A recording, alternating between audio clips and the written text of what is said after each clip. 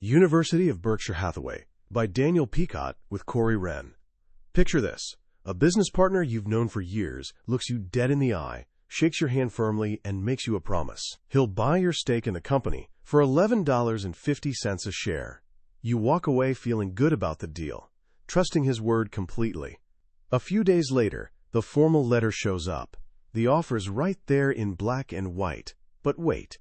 It's 12.5 cents less per share than what he promised. 12.5 cents. A rounding error. Pocket change, really. Most people would shrug it off. Who wants to fight over pennies? But for one young investor in 1964, those pennies meant everything. Not because of their value, but because of what they represented. That handshake was sacred, and his partner had just tried to shortchange him. So instead of storming off in anger, he did something unexpected. He started buying. And buying. And buying some more. He kept going until he owned the whole damn company. And then he fired the guy who tried to cheat him. That young investor was Warren Buffett. That struggling, unremarkable textile company was called Berkshire Hathaway. And that moment of principle over pennies kicked off one of the most legendary wealth creation stories the world has ever seen. Today we're stepping into a very exclusive classroom, the University of Berkshire Hathaway. For more than 30 years, authors Daniel Pecaut and Corey Wren had front-row seats at Berkshire's annual shareholder meetings. They scribbled notes furiously, while two of the planet's sharpest minds, Warren Buffett and Charlie Munger, held court. This wasn't just entertainment. It was a masterclass in business, investing, and life itself. This book is essentially a 3-decade conversation with genius, transcribed for the rest of us. Here's my promise. By the time we're done, you'll have earned your degree from this university. You won't just know what these billionaires did. You'll understand how they think. You'll learn the simple, timeless principles that let them navigate market crashes, speculative bubbles, and financial panics with a calm, almost eerie rationality. This isn't just about getting rich. It's about cultivating wisdom, discipline, and the quiet confidence that comes from thinking for yourself. So grab a seat. Class is starting. To really get the Berkshire Hathaway story, we need to rewind to a pivotal moment in Warren Buffett's life. Picture him as a young student at Columbia Business School, sitting in a classroom taught by Benjamin Graham. Graham wasn't your typical professor. He was the godfather of something called value investing, and he was about to change Buffett's life forever. Graham's core lesson was beautifully simple. Investing comes down to two things: price and value. Price is what you pay. Value is what you get. Seems obvious, right? But here's where it gets interesting. Graham noticed that the stock market behaves like an emotionally unstable business partner.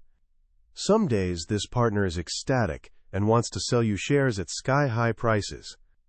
Other days, he's having a complete meltdown and will practically give you those same shares for nothing. The trick, Graham taught, is to tune out the emotional noise. Your real job is to figure out what a business is actually worth, its intrinsic value, and then wait patiently for your moody partner to have one of his panic attacks and offer you an incredible deal. In other words, buy $1 worth of value for 50 cents. But Graham added one more critical piece: the margin of safety. Don't buy $1 for 97 cents. The gap between price and value needs to be massive. As Buffett later put it, when you build a bridge, you make sure it can handle 30,000 pounds, but you only drive 10,000-pound trucks across it. That cushion protects you from bad luck, terrible timing, and your own inevitable screw-ups. Early in his career, Buffett was Graham's prize student. He hunted for what he affectionately called cigar butts, deeply unloved, beaten-down companies trading for less than the cash sitting in their bank accounts. They were like soggy cigar butts lying on the sidewalk, gross and unappealing, but with one free puff left. You could pick it up, take that last puff, and toss it. Not glamorous, but profitable. That's exactly what Berkshire Hathaway was in the early 60s, a dying New England textile mill, a classic cigar butt. But then Buffett met someone who would completely transform his thinking: Charlie Munger. Munger was also from Omaha, and he was every bit as brilliant as Buffett, just in a different way. He had zero interest in soggy cigar butts. Charlie looked at the world through a different lens. He argued, why buy a mediocre business at a bargain price when you could buy a fantastic business at a fair price? A truly great business, he reasoned, would compound its value year after year. The business itself would do the heavy lifting. This was revolutionary for Buffett. It went against everything his hero Ben Graham had taught him. But the more they talked, the more it clicked. Their first real test of this new philosophy came in 1972 with a little California company called See's Candy. By Graham's traditional metrics, See's looked expensive. The price was way higher than the company's physical assets were worth. Old Buffett would have walked away immediately. But new Buffett, influenced by Munger, saw something else entirely. He saw a brand people adored. A product that made people genuinely happy. Customers who returned year after year for Valentine's Day and Christmas. A business that printed cash and didn't require much capital to keep growing. They paid $25 million for See's. Since then, it's generated over $2 billion in pre-tax profit for Berkshire, requiring almost no additional investment. See's became their laboratory. It taught them the incredible power of a beloved brand and loyal customers. As Buffett later admitted, without See's, we never would have bought Coca-Cola. That single purchase, that one shift from cigar butts to wonderful businesses, unlocked Berkshire's future. But there was another secret weapon quietly humming away inside Berkshire, supercharging their returns. To understand it, we need to talk about insurance. In 1967, Buffett bought an insurance company called National Indemnity. On the surface, pretty boring stuff. But Buffett saw something almost magical, the float. Here's how it works. When you pay your car insurance premium, the money goes to the insurance company immediately. But they don't have to pay out claims until accidents actually happen, which could be months or years later. That pile of money sitting there, premiums collected but not yet paid out, is the float.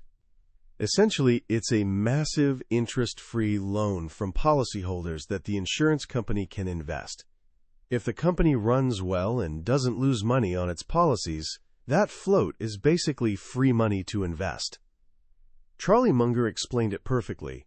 Basically, we're a hedgehog that knows one big thing. If you generate float at 3% per year and invest it in businesses earning 13% per year, we've figured out that's a pretty damn good position to be in. And that's exactly what they did.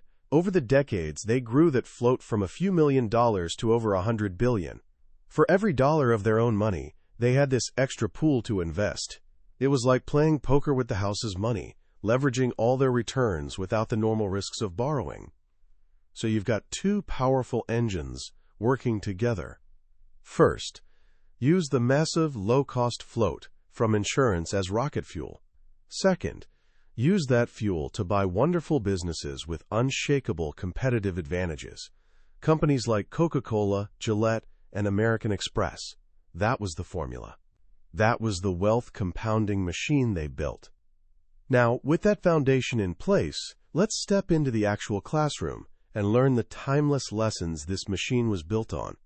These are the core principles, repeated year after year at those annual meetings, that form the curriculum of genius.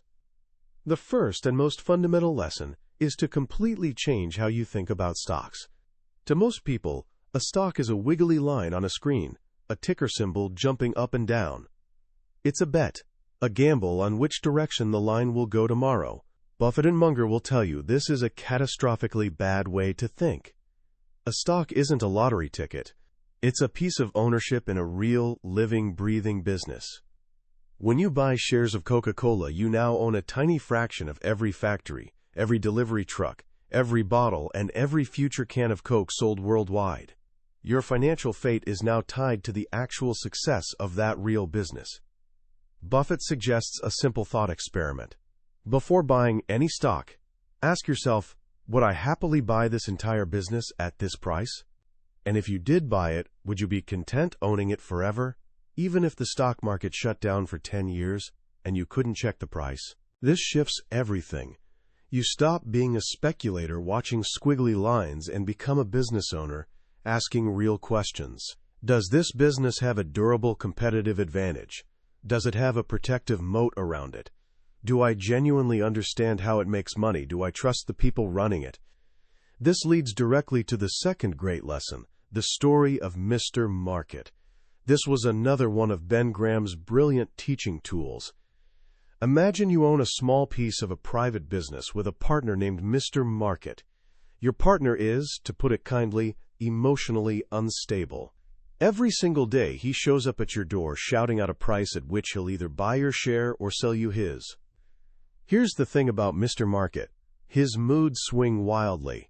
Some days he's euphoric, having read nothing but good news, and he offers you a ridiculously high price.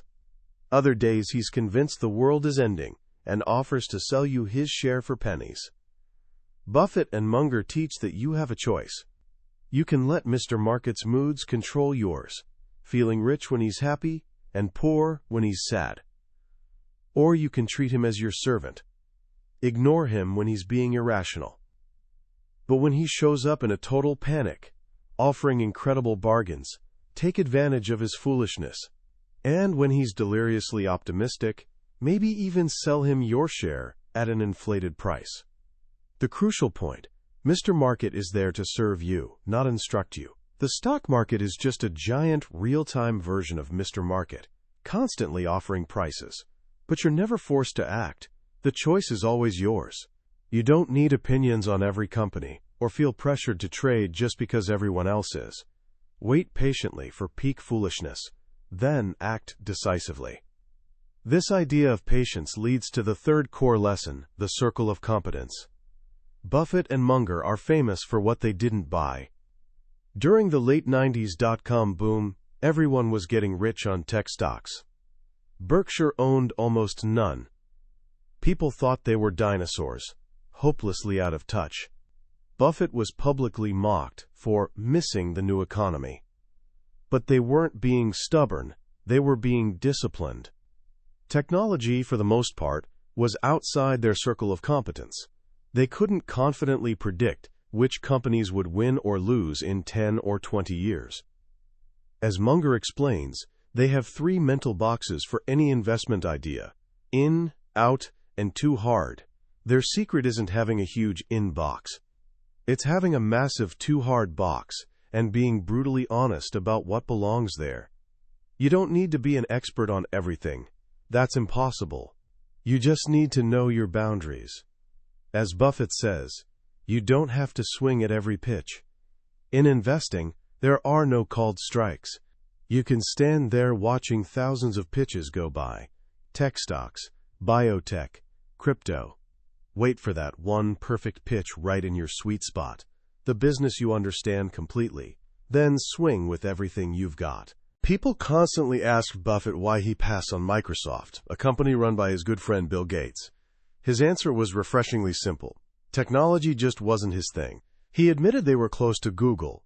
The founders visited before their IPO, and he knew Geico was paying them a fortune for every click.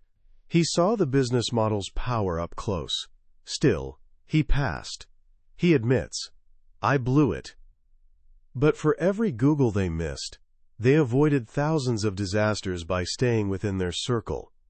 They knew they could better predict how many people would drink Coke or shave with Gillette in 10 years than predict the future of software. That discipline, that intellectual honesty, is a genuine superpower. This brings us to perhaps the most counterintuitive lesson. In investing, temperament beats intellect every time. You don't need to be a genius to be a great investor. In fact, a high IQ can sometimes work against you. Buffett and Munger have watched more high IQ people blow themselves up than low IQ people. Why? Because smart people can construct elaborate, sophisticated theories to justify incredibly dumb decisions. The real secret, they say, is emotional stability, the ability to think independently and stay calm while everyone around you is either panicking or drowning in greed. The discipline to stick to your principles even when it's uncomfortable or wildly unpopular. Buffett tells a remarkable story about Sir Isaac Newton, arguably one of history's most brilliant minds. In the 1700s, Newton invested in the South Sea Company.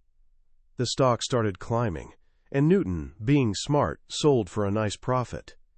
But then the stock kept soaring. And soaring. He watched his friends and neighbors, people far less intelligent, getting absurdly rich. The pull of the crowd, the fear of missing out, became unbearable. Newton jumped back in at the very top of the bubble. He lost a fortune. Afterward he famously said, "I can calculate the motion of heavenly bodies, but not the madness of people." That story perfectly captures this lesson. Newton's genius was no match for the emotional tsunami of a speculative bubble. Investment success has far less to do with raw intelligence and everything to do with behavior. It's about cultivating a mindset that lets you be fearful when others are greedy, and greedy only when others are fearful. This leads to another pillar of their philosophy, a deep distrust of forecasts and complexity. Buffett often jokes, "Forecasts tell you a great deal about the forecaster. They tell you nothing about the future." And, quote, "Don't ask the barber if you need a haircut." He and Munger pay almost zero attention to macroeconomic predictions, where the economy's heading, what interest rates will do, which way the market's going. They spend all their time on individual businesses. Their reasoning is elegantly simple. The future is unknowable. Trying to predict it is a fool's errand. It's far more productive to focus on what you can know, the quality and value of a specific business right now. Here's a stunning example. When Buffett graduated from Columbia in the early 50s, the two people he respected most, his father and Ben Graham, both told him it was a terrible time to enter the securities business. The Dow had just crossed 200, and they thought the market was dangerously overheated. If Buffett had listened to their forecast, he would have just sat on cash. Instead, he ignored the forecast and focused on finding undervalued businesses. That made all the difference. This distrust of forecasts extends to complexity. On Wall Street and in business schools, there's an unhealthy love affair with complicated formulas stuffed with Greek letters. One famous example is EBITDA, earnings before interest, taxes, depreciation, and amortization. It's a way of looking at earnings that conveniently ignores real costs. Munger's advice is delightfully blunt.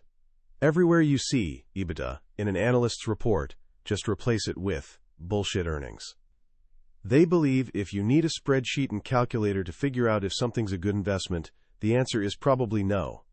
Truly great ideas, the real no-brainers, should smack you over the head with their obvious simplicity and value. Of course, finding and running great businesses requires great people, and that brings us to their management philosophy. When asked how he finds such exceptional managers to run Berkshire's dozens of companies, Buffett jokes, "We cheat." He doesn't try finding promising young graduates and molding them. He simply buys businesses already run by managers he admires. His primary job is finding people who love their business more than they love money. People who'd keep running their company with the same passion and integrity, even if they never needed to work again. Once he finds them, his second job is getting out of their way. Berkshire headquarters employs fewer than 30 people. There are no corporate budgets imposed from above, no quarterly earnings calls, or pressure to meet Wall Street's expectations. He gives managers one simple instruction, sent in a letter every 2 years. Run your business as if it's the only asset your family will own for the next 100 years. And he adds one critical rule, the newspaper test. He asks them to consider how they'd feel if any action they were contemplating appeared on the front page of their local paper, written by a smart but unfriendly reporter, and read by their family, friends, and neighbors. As he famously testified before Congress during the Salomon Brothers scandal in the 90s, "Lose money for the firm, and I will be understanding. Lose a shred of reputation for the firm, and I will be ruthless." This unwavering focus on integrity, on a culture built on trust and autonomy, makes Berkshire the preferred home for family-owned businesses. Sellers know that selling to Berkshire isn't like selling to a private equity firm that'll load the company with debt and flip it in 5 years. They're selling to a permanent owner who'll honor their legacy. This long-term, rational approach hasn't just made them successful, it's also made them incredible observers of human foolishness. Throughout the 32 years covered in this book, Buffett and Munger consistently warned about major speculative bubbles long before they burst. In the late 80s, they cautioned against the, quote, creative financing of the junk bond mania, predicting it would end with blood in the streets. It did. In the late 90s, they compared the dot-com bubble to a chain letter, where early participants get rich at the expense of latecomers. That bubble burst spectacularly. And in the years before 2008, they warned about derivatives, calling them financial weapons of mass destruction. They pointed out the absurdity of the subprime mortgage market, where, as Munger put it, Skid Row bums were swept up and given easy-term mortgages. We all know how that ended. They weren't being prophets, they were simply being rational. They saw systems with misaligned incentives, where complexity hid risk, and where herd mentality had taken over. They didn't know when the bubbles would burst, but they knew anything built on foolishness couldn't last forever. This brings us to their broader worldview. Despite all the problems, panics, and recessions they've lived through, both men are profound optimists, especially about America. Buffett often tells students that a baby born in America today is the luckiest person in human history. He points out that since his birth in 1930, the country's been through a Great Depression, a World War, a Cold War, and 15 recessions. Yet the average standard of living has increased sixfold. The system, for all its flaws, works. It unleashes human potential in a truly extraordinary way. This optimism is tempered with deep humility and gratitude, captured in Buffett's thought experiment called the ovarian lottery. Imagine it's 24 hours before you're born. A genie appears and says you get to design the political, economic, and social rules of the society you're entering. The catch? You don't know your circumstances. You don't know if you'll be born male or female, black or white, rich or poor, brilliant or disabled. What kind of world would you design? You'd want a system creating lots of prosperity, encouraging innovation and growth. But you'd also want a safety net taking care of those who, through no fault of their own, didn't draw a lucky ticket. Buffett says he and Munger won the ovarian lottery. They were born male, white, in America, at a time when those things were huge advantages. And they were born with brains wired to excel at valuing businesses in a market system that pays crazy money for that skill. In Afghanistan, he says, we wouldn't be worth a damn. This perspective is why they believe the wealthy have a responsibility to give back to the society that made their success possible. As we near the end of our curriculum, the final lesson is perhaps the most personal: how to live a good life. Year after year, shareholders asked for life advice. Their answers were always simple, practical, and profound. Their number one piece of advice? The best investment you can ever make is in yourself. Your mind and body are the only assets you're guaranteed to have your entire life. Buffett tells the story of how he was terrified of public speaking as a young man. He'd get physically ill just thinking about it. So he signed up for a Dale Carnegie course. Cost him $100. He says the diploma is the most valuable one hanging on his office wall because it unlocked his potential and changed his life. Munger adds another layer. He says, make it a practice to go to bed each night a little wiser than when you woke up. Read voraciously, be a learning machine. If you rise slowly but consistently, you're sure to rise. And finally, they talk about what really matters. When it's all said and done, Buffett says, you're successful if the people you hope love you actually do love you. It has nothing to do with your bank account. It's about the quality of your relationships and the integrity with which you've lived. As Munger puts it, with his trademark blend of wisdom and humor, the old virtues still work. Just plug along and stay rational. Simple, but not easy. And that, in the end, is the deepest lesson from the University of Berkshire Hathaway. As we wrap up our time at the University of Berkshire Hathaway, it's worth stepping back to reflect on what we've really learned. If you distill these 32 years of wisdom down to its essence, you're left with a philosophy that's shockingly simple. In a world obsessed with complexity, speed, and sophistication, Buffett and Munger built an empire on patience, simplicity, and old-fashioned common sense. The most powerful lesson for me isn't about a specific stock or clever financial trick. It's about temperament. It's the radical notion that your behavior, your emotional discipline, matters far more to your long-term success than your IQ or fancy degrees. It's about training yourself to be still when others are frantic, to stay rational when others are caught in emotional storms. This isn't just an investment strategy. It's a life strategy. Their entire philosophy inverts Wall Street's conventional wisdom. Wall Street says diversify broadly. They say concentrate on your best ideas. Wall Street says watch the market every second. They say you'd probably do better checking stock prices once a year. Wall Street sells complexity. They preach simplicity. What makes their story so compelling is it's not theoretical. They've lived it. They've proven over half a century that you don't need to predict the rain. You just need to build the ark. You build that ark with a fortress-like balance sheet, with wonderful businesses that can weather any storm, and most importantly, with a mindset that refuses to be swept away by crowd madness. So how can you start applying these lessons today, right now? Here are 3 simple actions. First, take their most important advice to heart. Invest in yourself. What's one skill that, like public speaking for Buffett, could unlock a new level of potential in your life? Maybe it's learning to code, mastering a new language, or simply reading one book weekly on something that fascinates you. The return on that investment will compound for your entire life. Second, start defining your circle of competence. Grab a piece of paper and write down the industries or businesses you genuinely understand. It might be a surprisingly short list. That's okay. The power comes not from the circle's size, but from knowing exactly where the boundaries are. Commit to only investing your time and money within that circle. Third, next time you think about buying a stock, shift your mindset. Don't see it as a ticker symbol. Research it as if you're buying the entire company. Read its annual reports for the last 10 years. Understand its competitive advantages, management, and culture. Ask yourself, is this a business I'd be happy owning for the rest of my life? This simple shift from speculator to owner changes everything. The journey through the University of Berkshire Hathaway teaches us that building wealth and living wisely aren't that different.